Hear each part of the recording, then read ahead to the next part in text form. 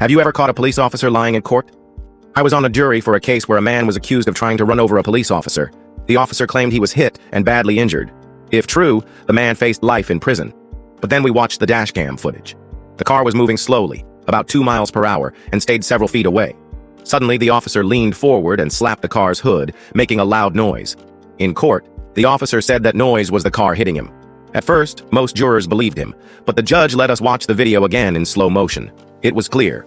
The officer hit the car, not the other way around. We found the man not guilty. Afterward, the prosecutor admitted they had to support the police to keep their jobs, hoping the jury would see the truth. That day, I realized justice can only win if we're willing to see beyond the lies.